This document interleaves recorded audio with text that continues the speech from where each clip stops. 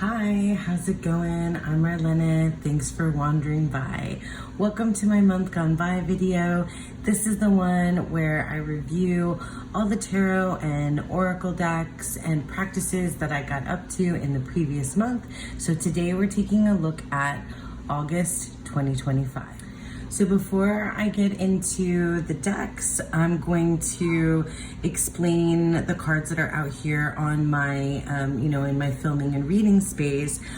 Also, if you hear background noise, that's my kiddo. She's gaming with some of her friends, and so it gets a little bit like wild and screamy. So anyway, so that's if you hear that.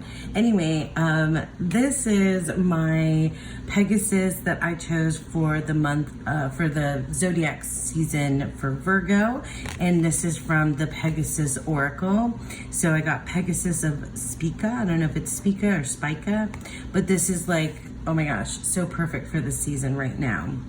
And then these two cards represent my animal gnosis animal for the month of August. I belong to Tegan's Patreon, Tegan of Animals and Arcana.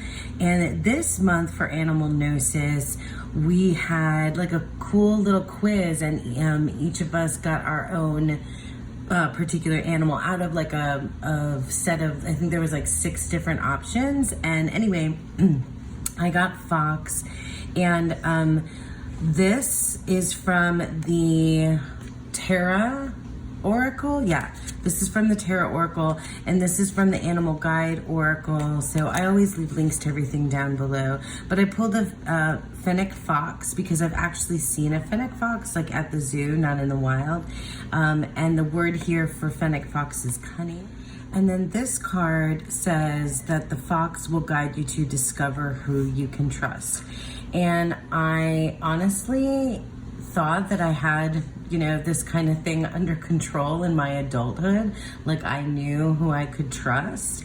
But no, I didn't. And it's been a lot of learning lessons for me recently. I want to say in the past like 6 months or so. So this was really good for me to work with as well. All of the rest of the cards that are out here are my deck-in cards. And we just started Virgo season.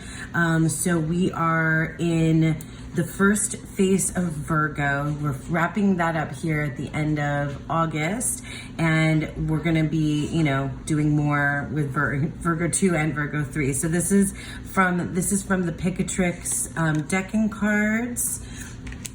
These two are from the Arcana of Astrology. So we have the 8 of Discs is our Virgo 1 card, Sun in Virgo. And yeah, the rest of these cards, except for this one, sorry. This is the Decans of Virgo from the Tabula Mundi Tarot. And then the rest of these cards come from the Telos Tarot 777 by M.M. Moline. So I always leave links to everything down below, but like, is this not like the coolest, most beautiful 8 of Discs card ever? It's like one of my favorites. So the Sun, and then Virgo is connected to the Hermit card. Then we have for our Court card, the Knight of Discs, and then for the Season of Summer, which is coming to a close, our Princess of Wands and Ace of Wands. So when the summer season is over, that's when we'll see these two change.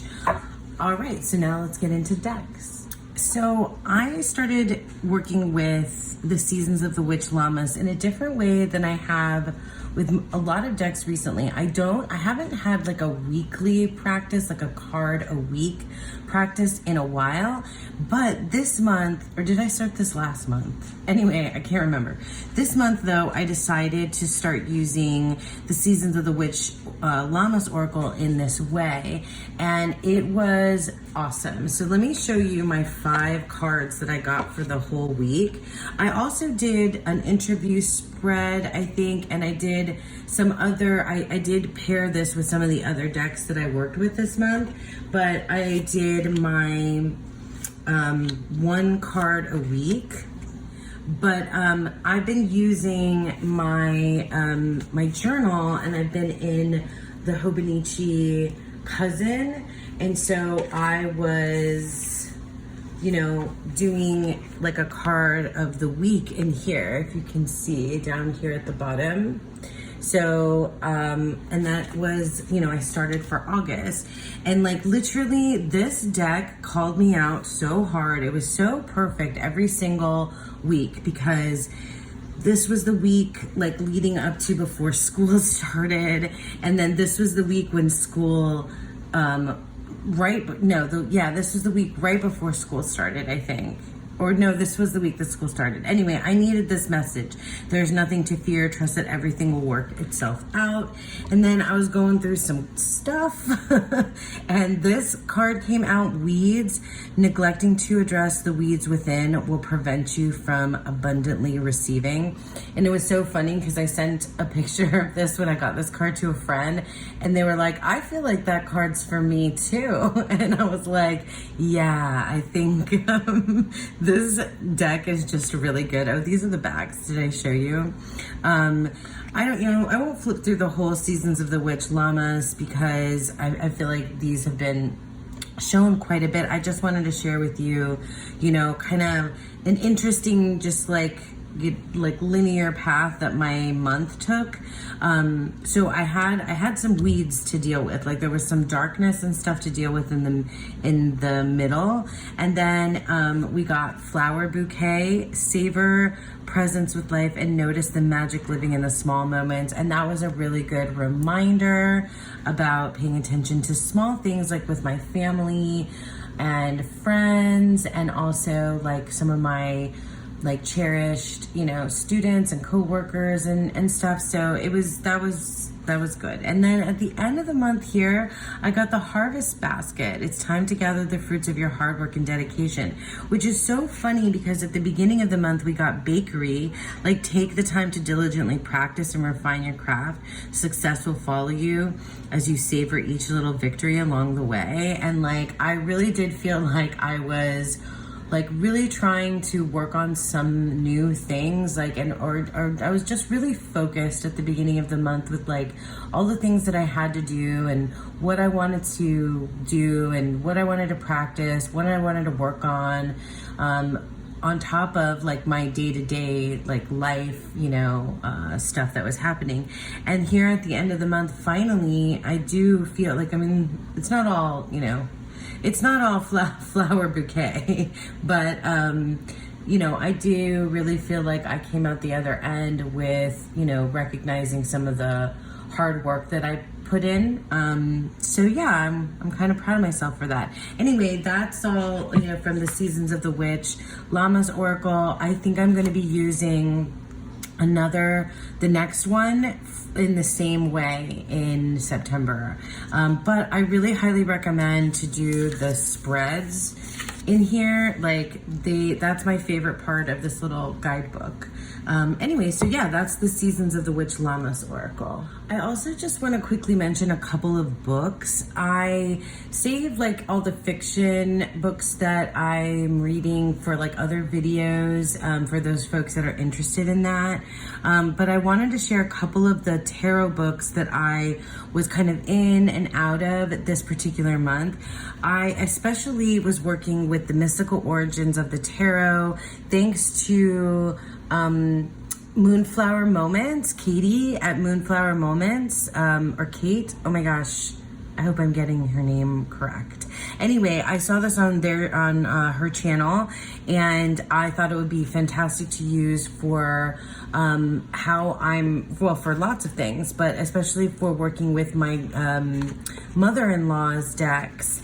And oh my God, look, the Two of Pentacles is like my stalker card. Anyway, this gives you like the original cartomantic interpretations, the Golden Dawn, the Weight. So it gives you like kind of flows through like the historical meanings of the cards. And I was looking to see if I could find where my mother-in-law had written, you know, on her card specifically, and I was using this to kind of help me figure out where hers came from. And it seems as though she's she was an AE Waite girl, that from the pictorial key to the tarot. But what I wanted to do also was compare from the mystical origins, so more like historical meanings or older meanings of cards, to a more modern take. And I've had this book for some time. This is Modern Tarot by Michelle T. Michelle T is a writer whose memoirs, or I think they might be like loosely based on her life, like memoirs. I think, God, what are the names? Like Valencia is one of them. But I read Michelle T's work, of memoirs like earlier in my life, like in my early 20s, and she's like amazing. Anyway, and when I realized that she was a tarot reader, I was like, oh my God, this is fantastic.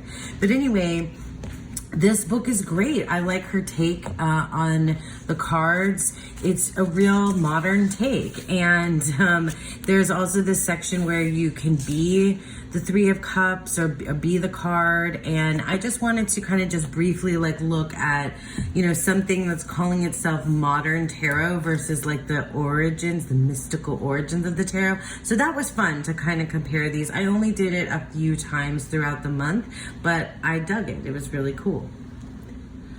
So at the beginning of the month, I do my TBR jar video where I have a jar of prompts that you guys help me create to help me pick out the tarot decks that I'm going to read for a particular month. It's super fun.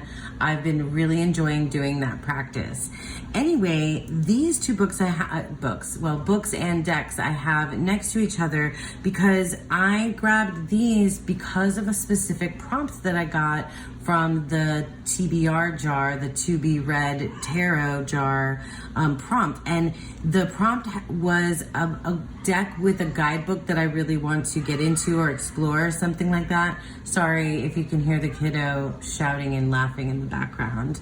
Anyway,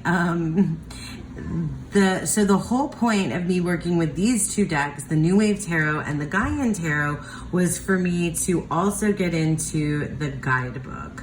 So I'm gonna confess to you guys, in all honesty and transparency, I really didn't do much reading in these guidebooks. I did more over here with the New Wave Tarot than I did with the Gaian Tarot. So let me talk about Gaian Tarot really quick first. I really love this deck in theory. Do you guys ever have that feeling? I love this deck in theory, but I don't know if this is a deck for me. Ultimately, I don't know. I'm gonna hang on to it, but I feel like one of these days I might let it go. I can tell you that I skimmed most of the entries of this guidebook when I was doing just a couple of readings with this deck. And then I did, though, use the Joanna's, no, not the New Moon spread. Which one was it? It was the Seeking Clarity spread. See, now, I think I thought I had it to the right one. Okay, there it is. This is the one I did, the Joanna Seeking Clarity spread. This was great. And I did like, using the deck for one big reading. This is modified. This is the Red Schiffer version. I know there's a new one now where it comes with, it only has these like small white borders. But you can see how like jacked up the backs look. I really, really love Joanna Powell Colbert, like way that she sees the tarot. I really loved watching her on an episode of Susan Chang's new tarot podcast. And I was excited to get into this deck, but I don't know, for whatever reason, I did enjoy the one big reading, the Seeking Clarity one that I did, but I just had no interest in this deck otherwise. I think I might have paired it with one Oracle otherwise this month. So, I mean, I love this artwork. It's so pretty. I don't know. I don't know what it is about this deck that, like, look at these otters, so freaking cute. I just really didn't want to use it that much. I wasn't interested. And it could be just me and not the deck's fault, you know, right now for this particular month. And I hesitate to let it go, but maybe one day I will. I don't know. So that's the Gaian Tarot. So the New Wave Tarot, I use this deck way more than I use the Gaian Tarot this month. And I used it a lot at the beginning of the month. I did read from the guidebook quite a bit.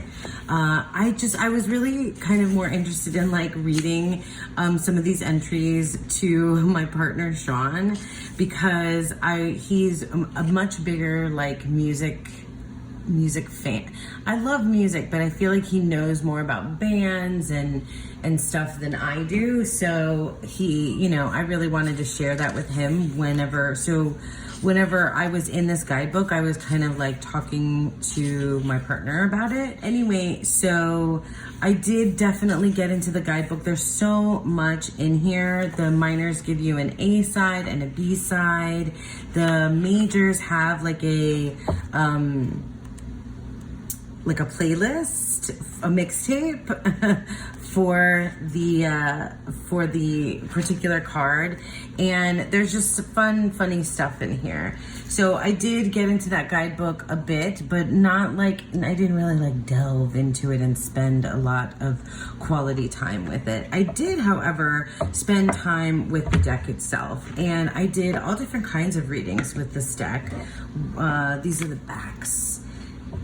And what did I do? Like I did, I don't know, 3 card readings. I did a bigger like 9 card spread with this. I did all kinds of stuff. I listened to the music. I created playlists for myself. I had a lot of fun with this deck. It is probably one of my favorites, and I feel like it's such a good summer deck. I had a very good time with it, and it was really fun to, you know, to connect the music and the tarot. I don't always feel like I want like another big like giant theme on top of my tarot, but I like this one. You know, it's just a lot of fun. I think it's well worth it for an indie deck. And yeah, I love everything about the style of it. It just was a good reader for me. It did take some time, you know, to like work through the tarot plus the music plus the words, you know, plus the imagery. I don't know, it's not like easy, but it is still a good reading deck. And I don't know, I feel like you can just kind of forego the music stuff if you want to, or you can forego the tarot stuff if you want to and just read it with like the themes from the songs in mind, or the bands, or like the moments, you know, because the Judgment card is the John Hughes soundtracks. Anyway, I really enjoyed using this. I did use it mostly at the beginning of the month, and it was a good time. So yeah, that was the New Wave Tarot. So these are the decks that I probably used absolutely the most this month. The Apparition Tarot, I used mostly at the beginning of the month, and then the Black Violet Tarot, I used a ton here at the end, towards the end of the month. And the Apparition Tarot I used for my month ahead reading, which is, I guess, apparently a thing that I'm doing now. Look at that inside of the box. That's cool, huh? I do like this guidebook, and I was probably in this guidebook more than I was in the ones that I was supposed to be in. Was this like my last reading? It must have been. Oh no, these are okay, so I did a thing again, sorry. Just showing you the whole deck. I did a thing again where I tracked my cards, and I pulled out the cards that I had got the most, like 4 or more times this month, and these are them. The High Priestess was part of my month ahead reading like I talked about. This was what I was supposed to leave behind, and I was obsessively thinking about this all month. The Two of Pentacles stalked me this month so badly. The Three of Cups I saw a bit too, which was really nice. I do feel like I really got some good like time with friends this month, like in-person friends and tarot and online friends as well, whom I, you know, just people that I adore. I got to hang out with a lot this month and talk to. Yeah, the Chariot. Oh, this is, so the Chariot is actually, when you look at it, I didn't realize, but it's inspired by is it The Dancers by, it's a famous painting. It's a famous Matisse. It's Matisse, I think. It's a famous Matisse painting. The Dancers, or The Dance of Life, or something like that. I'll put it up on the screen. That's what I'll do. The painting that I think this is inspired by. And then the Four of Pentacles, that one was also all over me this month. The Nine of Wands, the Devil was, and then the Five of Swords, the Sun. Yeah, so those were like the cards that were on top of me all month. But yeah, the Apparition Tarot, I really like it. It's different, and I don't know that, like, maybe some folks would find this an easy reader, but I find it to be like curious. Like it sparks my curiosity, and it's like makes me wonder why, you know, the things are drawn the way that they are. It makes me kind of want to dig into some of what's happening here. Like, why is that the King of Wands? It's very different, but I like it. I don't think it's something for me for like all the time, but I did enjoy it, and I paired it with this. I paired it with the Seasons of the Witch Lammas, and I think that's it in terms of pairings. That's what I paired it with mostly, but I mostly used it on its own. So yeah, I had a good time with the season, and not the Seasons of the Witch. I did have a good time in that, but I had a good time with the Apparition Tarot. So the Black Violet Tarot, I just recently talked about this like a few times already, so I won't belabor the point too much, but like I love this deck. It's so great. I actually got into the guidebook a little bit in here as well. I got into the spreads. Where are they? Where are the spreads? Are they in the front? Yeah, I did. I looked into these spreads too, and I liked them. Anyway, I really enjoyed this deck. I love that it's purple. It was like really unexpected that it's got purple on the sides. But yeah, I've shown this. God, that full card is like probably one of my favorites ever. I just love it. It's a black and white deck. I mean, it's so witchy. It feels like, you know, very like Victorian era, or I don't know, maybe even Regency era. It's just witchy and you know, cool. I guess maybe it's a little bit more timeless. I shouldn't like give it a specific, you know, timeline. But I really liked it, and I paired it.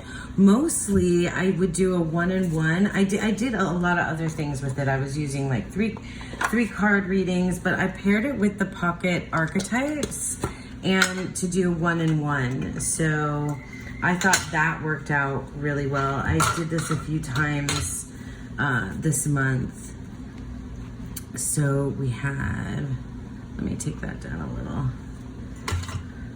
Oh, look, the Queen, because that is the card, one of the cards that I drew.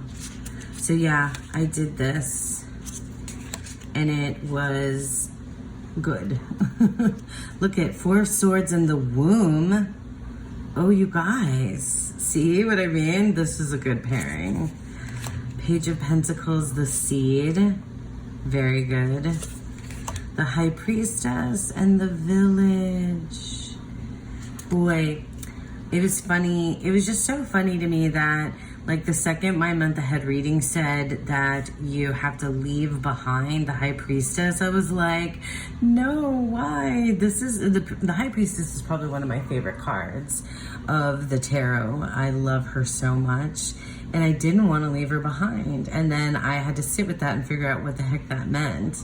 But I think that, yeah, really cool. Oh, look, the Hermit and the empty room. I think, yeah, some of you are going, I need this pairing. Some of you are thinking right now, oh yeah, I need this. Look at that. 5 of Swords and the medallion. Wow, that's pretty cool. That is pretty cool. 3 of Cups and the heart. I should use this more. I might want to keep this up in September. I don't know. Page of Swords and the thread. King of Cups and the Starborn. Wow, that's really cool because she's like, that's really, really cool. 8 of Pentacles and the Sword. Okay, one more. And then the Knight of Pentacles and the Lover.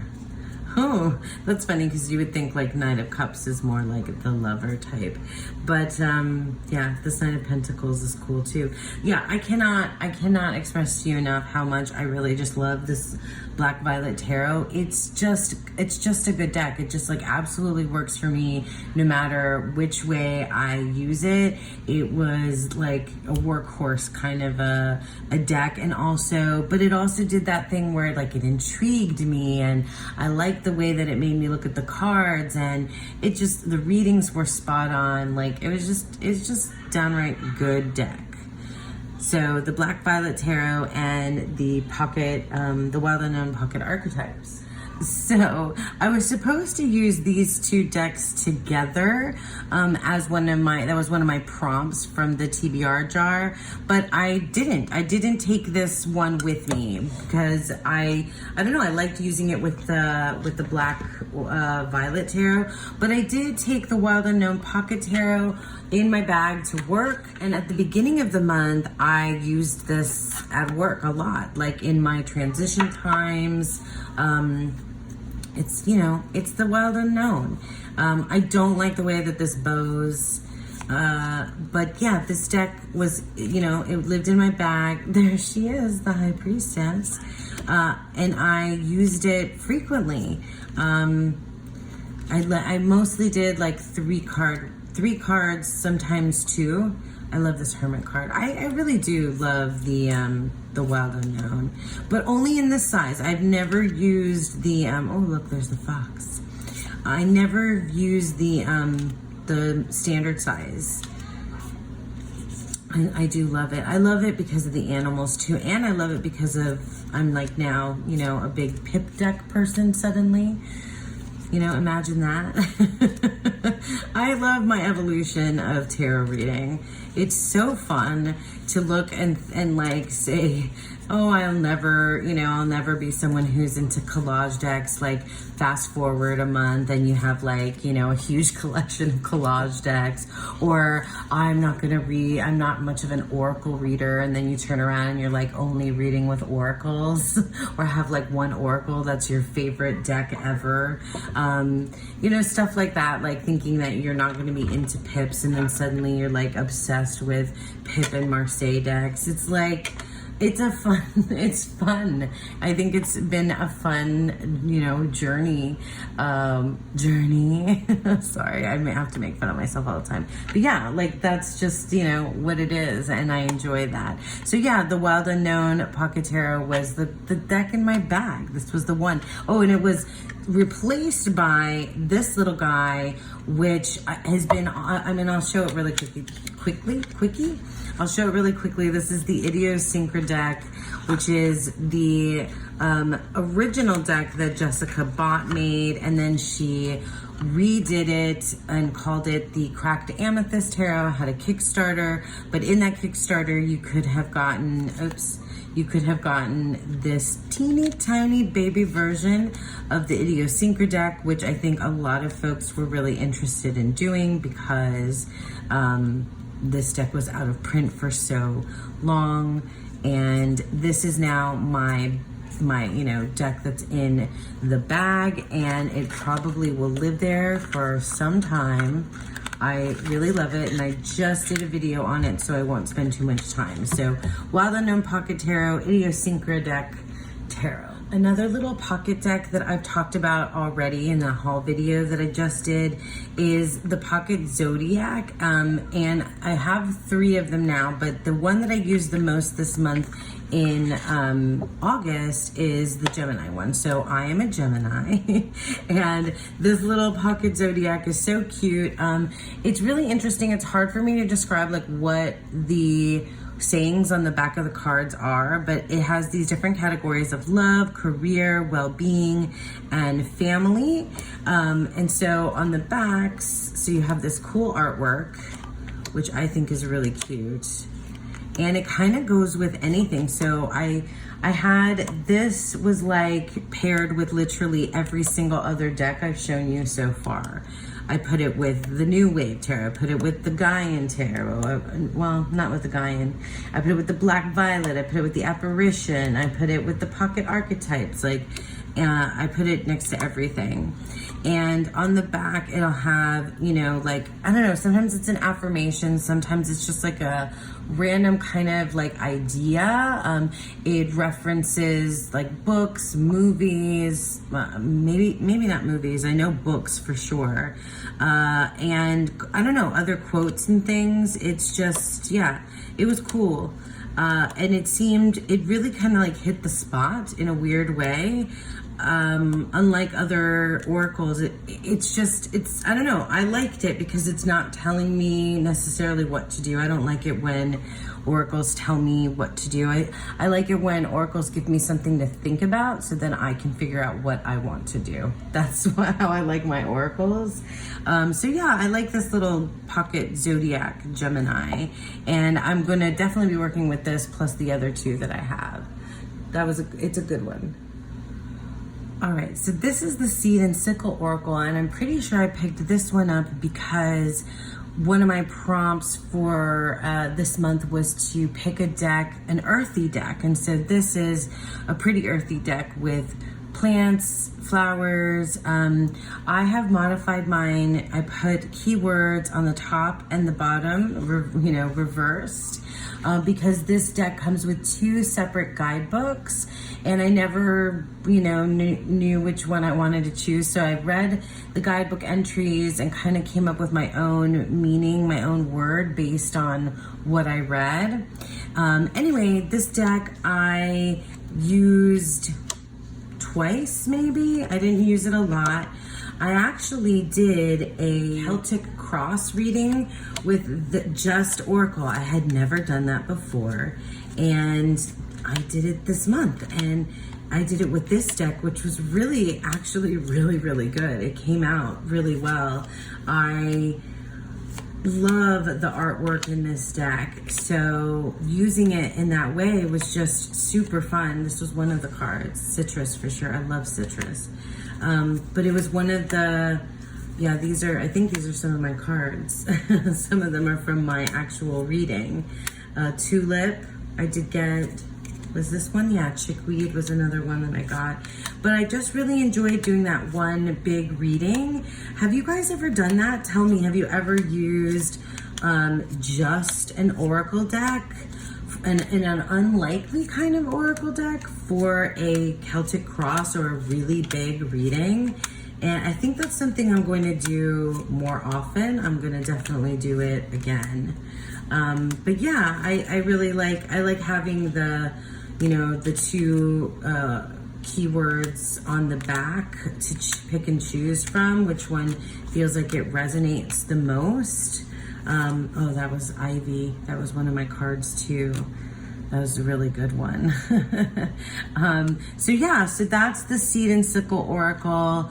I did enjoy the one reading that I did with it, but I think it's such a beautiful deck. I really love having it in my collection. And lastly, we have one of my favorite decks of all time, the Tarot of the Holy Spectrum. I grabbed this deck because I think my prompt was a deck with black backs. And you don't get, more black than the backs of the Tarot of the Holy Spectrum. This was probably my last reading. Yeah. Yeah. It has the matte black edges as well. This is a deck that I adore. It's got this like graphic novel, kind of cosmic-y, space, a post-apocalyptic world, sci-fi kind of vibe to it. And when I was starting out reading tarot, it was absolute, I love this Fool card so much. It was, yeah, seeing how the World card kind of comes full circle. So good. This taught me so much when I first was reading, and I had a good time with it again. This deck is just easy. It feels like home, you know, it just feels like home to me. So when I used it this month, it was just like a, you know, boom, boom, boom, kind of no muss, no fuss readings. That's such a great temperance card. It doesn't have a guidebook, I think. Oh, here's the High Priestess. I love her so much. But I think that the creator's Instagram might have some tarot card explanations or talks about the artwork. I'm not sure because I'm not on Instagram anymore. Love this Hermit card too. Oh my gosh, yeah, and this Three of Swords is so good because like, look at that hand popping out of the cloud. I love this card. That always like reads a mannequin to me. Anyway, not my favorite Devil card, but I do love, love, love this Death card. This is a good one too, this 10 of Cups. Yeah, this deck is just really good. I think they have a new printing or a new edition. This is the second edition of the Tarot of the Holy Spectrum. I also have the Infinity edition. I think they have several different versions of it now. I don't know if it's different. The Infinity version I know is different, but I think the other ones are just, the backs are different. I'm not sure. Don't quote me, but go visit their website. I'll leave it in the, you know, description box below. The colors, I think, you know, would have thrown me off, but I don't know. They just work for me. And I've always loved this deck. It's just one of my favorites, and I hadn't picked it up in a while. So I'm glad that I had the excuse to do that this month. So yeah, Tarot of the Holy Spectrum. Okay, you guys, that's it for me. That was my month gone by of August 2025. So I hope that you enjoyed that. And I thank you, as always, for sticking with me. Tell me about what you were using this month of August. I'd love to hear about it. Tell me if you have any of these decks and how you use them. Always love to hear it. And yeah, I hope that you enjoyed that. And I hope that you all have a beautiful, wonderful day. Bye.